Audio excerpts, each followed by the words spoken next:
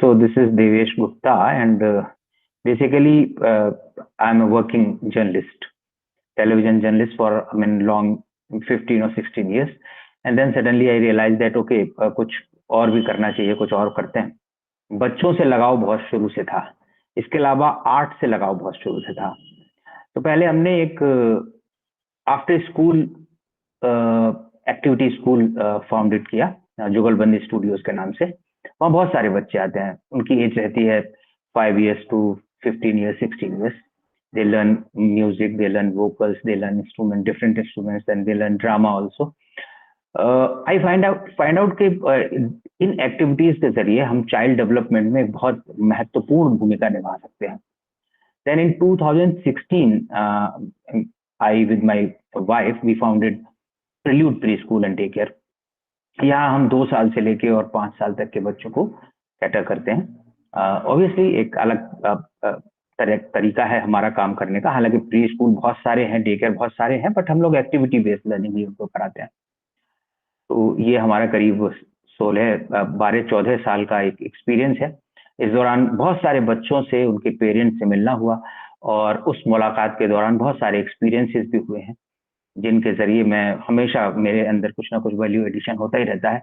और मेरा ये शौक है, मेरे को अच्छा लगता है कि मैं बच्चों से, बच्चों की समस्याओं से रूबरू हूँ और उनको उनको सॉल्व करने में कुछ अपनी भूमिका मैं पेश करूँ, कुछ अपने एक्सपीरियंस से, या हमारी टीम जो है जिस तरह से उन्होंने पूरा क्यूरिकुलम डेवलप किया है, उसके जरिए हम बच्चों में इनकलकेट करें, तमाम एक्टिविटीज के जरिए उनके डेवलपमेंट में उनको मदद करें।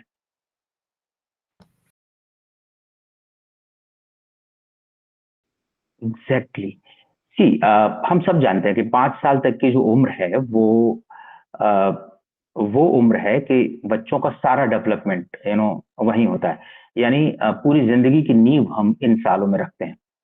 और उन इयर्स में हमें बहुत ही ध्यान से, डेलिब्रेटली हमें बच्चों को नर्चर करने की जरूरत है।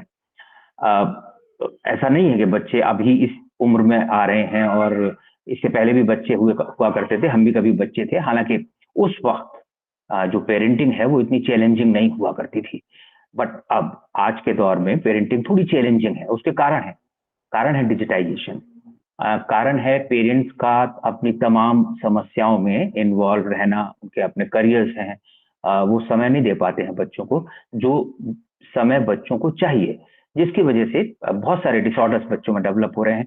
तो पेरेंटिंग एक बड़ा चैलेंज हो गया है, और इसीलिए डेलिब्रेटली हमको बच्चों को नर्चर करने के लिए ध्यान देने की जरूरत है। कारण बहुत सारे हैं इन चैलेंजेस के पीछे, लेकिन मेरी नजर में जो सबसे प्रमुख और बड़ा कारण है वो है स्क्रीन टाइम। हम अपने बच्चों को बहुत छोटी उम्र में मोबाइल थमा देते हैं, उनको टेलीविजन में लगा देते हैं, वीडियो गेम्स और ये सब में वो इतने उलझे रहते हैं, जिसके बहुत लॉन्ग लास्ट इफेक्ट होते हैं और बहुत ही खतरनाक इफेक्ट भी होते हैं। Very big reason for delayed speech, see one way communication है। बच्चे बोलना कब सीखते हैं? बच्चे बोलना सीखते हैं जब वो अपनी उम्र के बच्चों के साथ कम्युनिकेट करते हैं, लेकिन जब वो मोबाइल में रहते हैं तो वो कम्युनिकेट नहीं करते हैं, वो सिर्फ सुनते हैं। तो बोलना कैसे सीखेंगे? तो ऑब्वियसली या very big reason for delayed speech is a screen time. इसको खत्म तो नहीं किया जा सकता, बट स्क्रीन टाइम को मैनेज करना बहुत जरूरी है और करना पड़ेगा। पेरेंट्स को समझने की जरूरत है। और ये डिलेड स्पीच एक बड़ी प्रॉब्लम हो गई आजकल, हर तीसरे चौथे पांचवें बच्चे में डिलेड स्पीच है। हमारे पास जो बच्चे आते हैं उनके साथ इस तरह की समस्याएं रहती हैं। पेरेंट्स आकर हमको बताते हैं कि बच्चा अब ये 3 साल का हो गया है लेकिन बोल नहीं पाता है, या साफ नहीं बोलता है, या हकलाता है, तुतलाता है। ये सारी चीजें बहुत बहुत कॉमन हो गई हैं।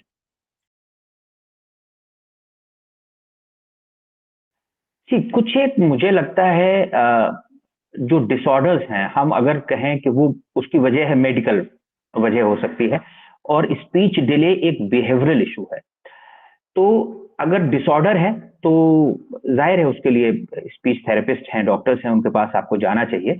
और डिफरेंशिएट करने की बात है तो अगर बच्चा एक शब्द बोल रहा है, सेंटेंस पूरा नहीं कर रहा है, इसका मतलब है वो स्पीच डिले है। और अगर बच्चा बिल्कुल फोकस नहीं कर पा रहा है, आई कांटेक्ट नहीं कर पाता है बच्चा बच्चा अगर बात करते समय अपनी बात कह नहीं पाता, वो लैंग्वेज भी नहीं समझ पा रहा है, लैंग्वेज प्रॉब्लम अगर उसके साथ है, तो ये कहीं ना कहीं जो है मेडिकल इशू हो सकता है, और स्पीच डिले की वजह मेडिकल इशू हो सकता है। तो मुझे लगता है ये कुछ एक पॉइंट है जिससे पेरेंट्स ये आइडेंटिफाई कर सकते हैं कि बच्चे में अगर स्पीच डिले है तो उसके पीछे वजह क्या है। तो अगर बिहेवियरल इशू है तो उस पर बहुत सारे तरीके हैं, बहुत सारी एक्सरसाइजेज हैं जो करने से वो सही हो सकते हैं। बहुत सारी एक्टिविटीज हैं जिनके जरिए वो उससे निजात पा सकते हैं, वो सही हो सकते हैं। बट अगर मेडिकल उसके पीछे प्रॉब्लम है तो they should go for a doctor.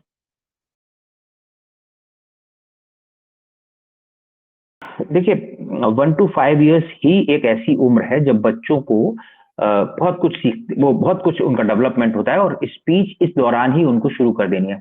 मेरे ख्याल से 2 साल से ही कई बच्चे बोलना शुरू कर जाते हैं। 3 साल में अगर नहीं बोल रहा है तो फिर उनको जरूर उनके पेरेंट्स को चिंता करने की जरूरत है, उनको कंसर्न करने की जरूरत है, और जो स्पीच थेरेपिस्ट है उनके पास वो जाएं। लेकिन अगर 5 साल की उम्र तक भी बच्चा नहीं बोल रहा है, तब तो ये वाकई बड़ी प्रॉब्लम है। और उसके लिए बहुत बहुत सारे तरीके की एक्सरसाइजेज हैं। कुछ जो स्पीच थेरेपिस्ट हैं वो उनके स्पेसिफिक कोर्सेज हैं, उनके तरीके हैं जिनको वो इस्तेमाल करके अपने बच्चे को इम्प्रूव कर सकते हैं। उसका स्पीच थेरेपी जो स्पीच डिले है उसको उससे उस प्रॉब्लम से को सॉल्व कर सकते हैं।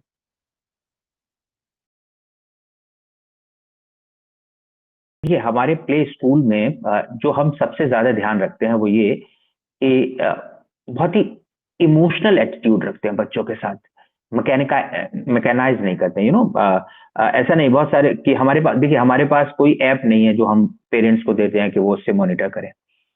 हमारा जो प्ले स्कूल है वो पूरी तरह से नॉन स्क्रीन एरिया है। हम पेरेंट्स को भी स्कूल के अंदर स्क्रीन नहीं यूज करने देते हैं। टीचर्स भी कई बार वीडियो बनाने के लिए अपना मोबाइल यूज करते हैं, इसके अलावा उनका मोबाइल वहां नहीं होता है। तो क्लासरूम के अंदर पूरी तरह से स्क्रीन का इस्तेमाल हम नहीं करते हैं। और इसका फायदा ये होता है कि बच्चे जो हैं वो उनका डेवलपमेंट प्रॉपर हो पाता है। देखिए, ये प्रॉब्लम क्यों आ रही है, हमें ये समझने की जरूरत है। प्रॉब्लम ये इसीलिए आ रही है, जैसे मैंने पहले कहा कि डिजिटाइजेशन बहुत ज्यादा हो गया है, स्क्रीन टाइम हम बहुत ज्यादा अपने बच्चों को दे रहे हैं। तो अगर हम इसको कम करेंगे, चाहे हम स्कूल में हों या अपने घर पर हों, तो इससे बहुत हद तक निजात पाया जा सकता है। खासकर वो इशू जो बिहेवियरल है, मतलब ऐसा स्पीच डिले जो किसी बिहेवियर की वजह से है, या उसके पीछे कहीं ना कहीं बच्चे का बिहेवियर रिस्पॉन्सिबल है। तो इसलिए स्क्रीन का इस्तेमाल हम नहीं करते हैं, और जो जो टीचर्स हैं या जो हमारी मेड्स हैं वो बच्चों को बहुत ही इमोशनली नर्चर करते हैं।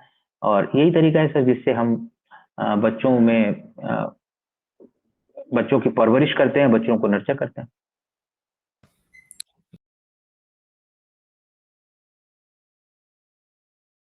देखिए, अगर बच्चा हाइपर एक्टिव है, कहना नहीं मानता। देखिए, बच्चे वैसे शैतान होते हैं, लेकिन शैतान बच्चे में और हाइपर एक्टिव बच्चे में बहुत अंतर है। ऑटिज्म पहले या कहा जाए कि ऑटिज्म 2 तरह का होता है।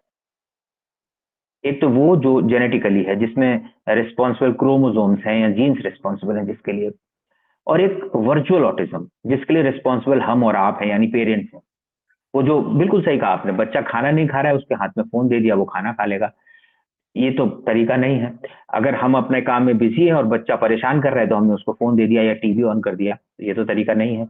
बच्चे को आपकी जरूरत है, आपके टाइम की जरूरत है, आपको टाइम देना पड़ेगा, खुद को बच्चे के साथ अपने आप को एंगेज करना पड़ेगा, ये जरूरी है। तो पेरेंट्स को ये देखना है कि अगर बच्चा हाइपर एक्टिव है, शैतान भी हो सकता है, अगर वो फोकस नहीं कर रहा है, चिड़चिड़ा है, जिद्दी है, आपकी बात नहीं सुन रहा है, आप उससे मोबाइल ले रहे हैं बट वो मोबाइल नहीं देने को तैयार है, या कोई भी किसी भी चीज की जिद है।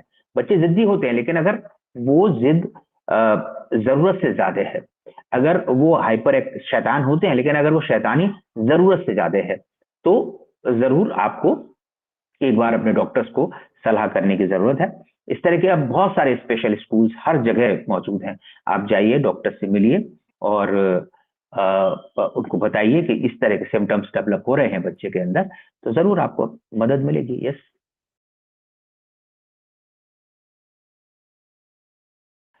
जी, प्ले स्कूल में जो बच्चे आते हैं वो 2 साल से और 4 साल तक के, या कई बार डे केयर में उससे पहले भी आ जाते हैं बच्चे, बट 4 साढ़े 4 साल तक के बच्चे, और यही वो एज है जब पेरेंट्स को ये पता कर लेने की जरूरत। एक्चुअली पिछले दिनों जब लॉकडाउन था तब राइट। इस्तेमाल बहुत ज्यादा स्क्रीन का किया लोगों ने।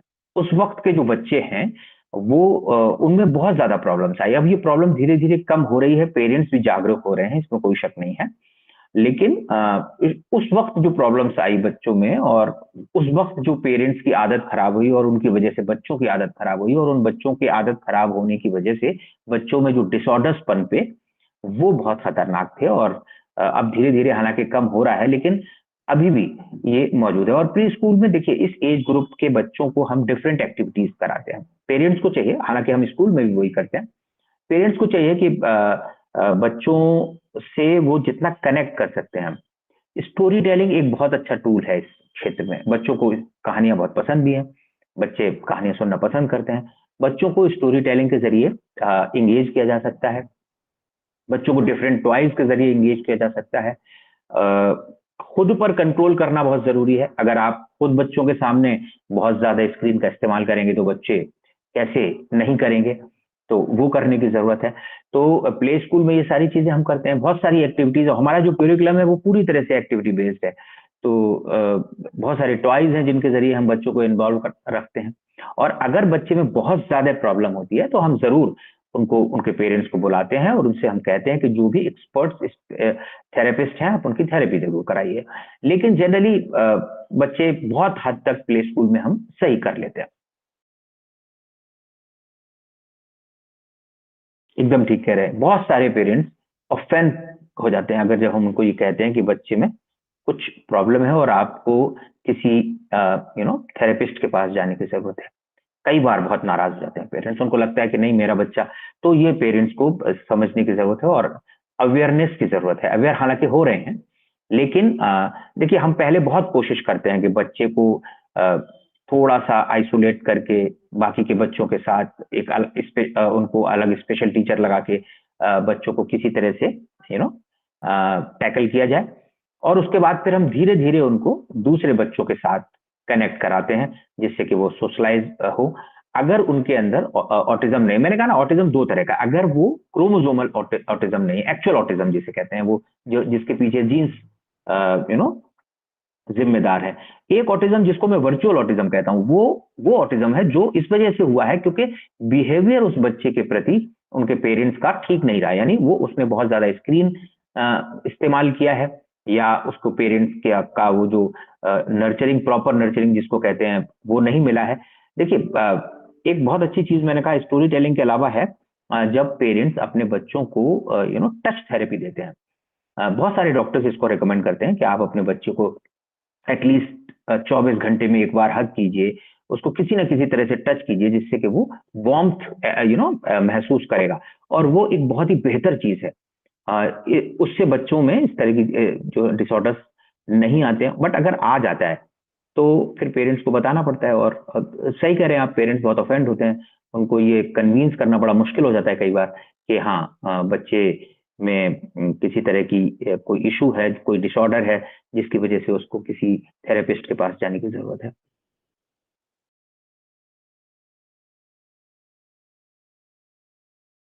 बहुत सारी एक्टिविटीज है। देखिए अगर आप अपने बच्चे को सिर्फ पार्क ले जाते हैं रोजाना, बहुत ज्यादा नहीं, 15 मिनट आधा घंटा अगर आप पार्क ले जाते हैं और उसकी उम्र के बच्चों के साथ उसको खेलने के लिए अपॉर्चुनिटी देते हैं, वो बच्चा उस अपनी उम्र के बच्चों के साथ खेलता है, ये बहुत है। बट चूंकि आजकल का जो सिनेरियो है वहाँ सेफ्टी एक इशू है, जिसकी वजह से पेरेंट्स घर से नहीं निकलते हैं। और अगर वो जाना चाहें पार्क, तो जरूरी नहीं है कि जब वो जाएं उसी वक्त उनके बच्चे की उम्र के बच्चे भी वहां मौजूद हों। तो ये सारी चीजें हैं ये जिनकी वजह से हम बच्चों को अपने एक्टिविटी स्कूल में बुलाते हैं, बच्चे डांस करते हैं।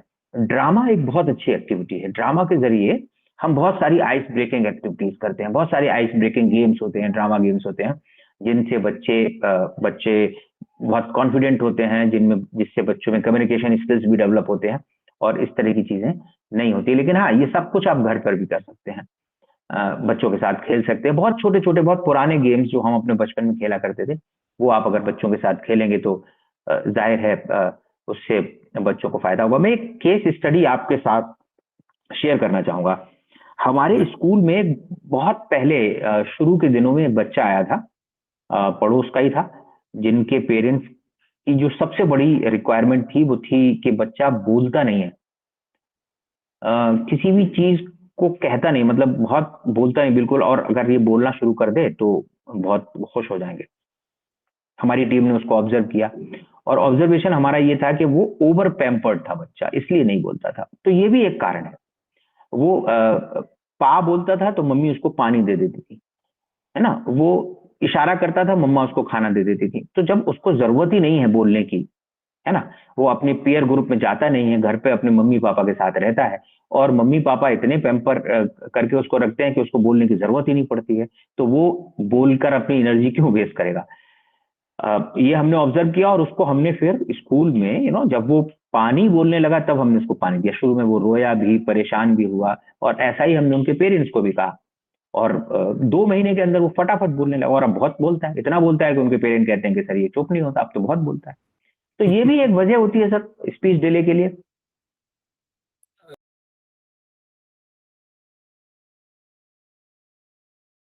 अर्ली इंटरवेंशन बहुत जरूरी है, बिकॉज मेरा ये मानना है, ये जो बच्चे हैं ये हमारे देश का भविष्य है, हम ये सभी जानते हैं।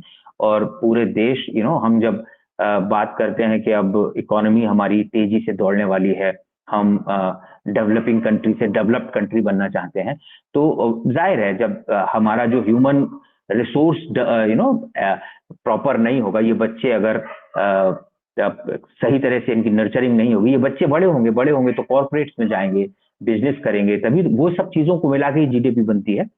तो जाहिर है इन बच्चों को सही समय पर नर्चर करने और सही तरीके से नर्चर करने की जरूरत है। सारे पेरेंट्स वो उनके बच्चे हैं, उनके लिए तो ऑब्वियसली ये उनकी जिम्मेदारी है, और हम या हमारी तरह की और संस्थाएं, उनकी उनका एक दायित्व है, राष्ट्रीय दायित्व है, उनकी नेशनल रिस्पॉन्सिबिलिटी है कि वो इसमें योगदान दें, और अब कुछ ना कुछ इस तरह की एक्टिविटीज बच्चों को मुहैया कराई जाएं, जिससे उनकी जो नर्चर है वो प्रॉपर हो पाए।